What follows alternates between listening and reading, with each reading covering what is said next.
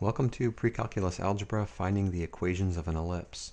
Let's jump right in. So, for example, let's find an equation of the ellipse with foci as points 0, positive or negative root 5, and that has vertices 0, positive or negative 3. So if we just get an idea of what we're talking about by putting up a quick graph, right, what does this thing look like? So this is my x-axis and this is my y-axis. So my vertices are positive, negative 3, so there's one vertex, here's the other one, and then the foci, root 5, so right in here or so, oops, right there. So my ellipse is going to look like this. So I can see that the major axis is vertical, and now that, recall that the center, you can see symmetrically that the center has to lie between the foci or between the vertices, however you want to look at it.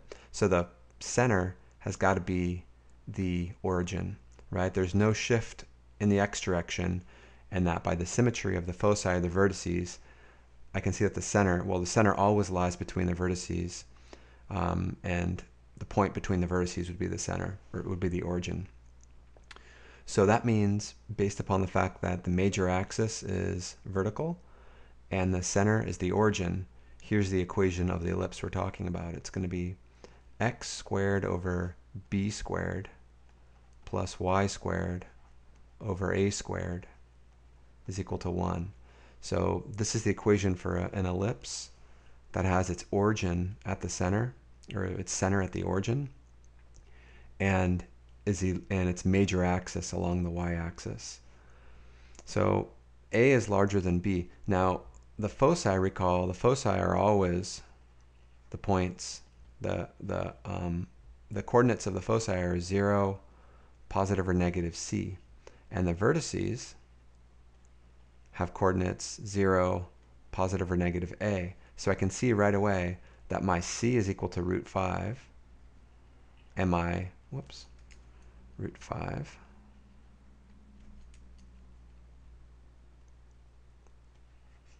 So my c is root 5, and my a, I can see, is positive 3.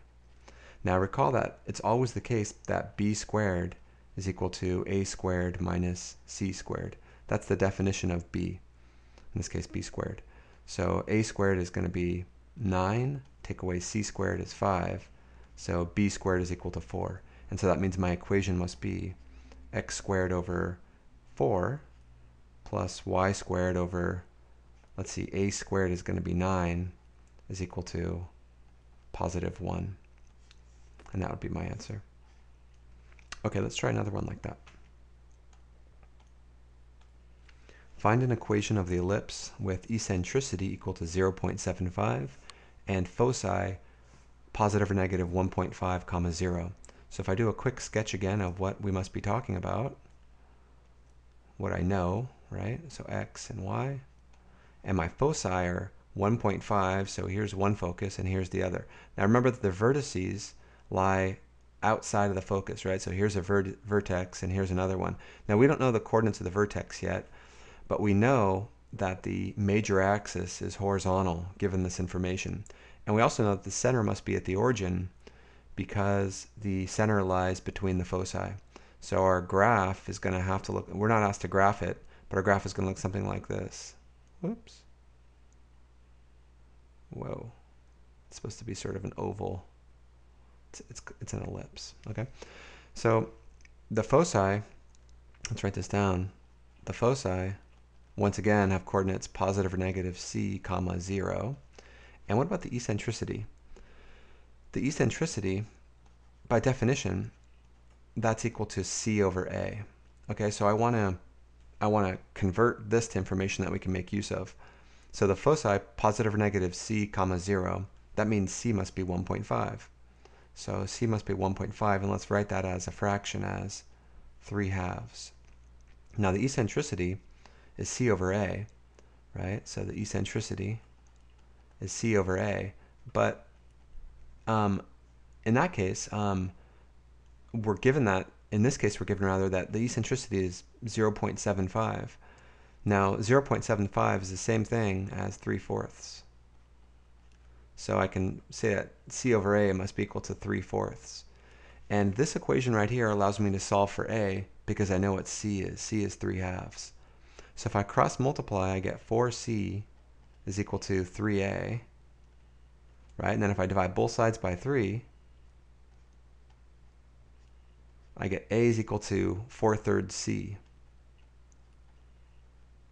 Now I know that c is 3/2, so this is 4/3 times 3/2, and that means my a must be equal to +2.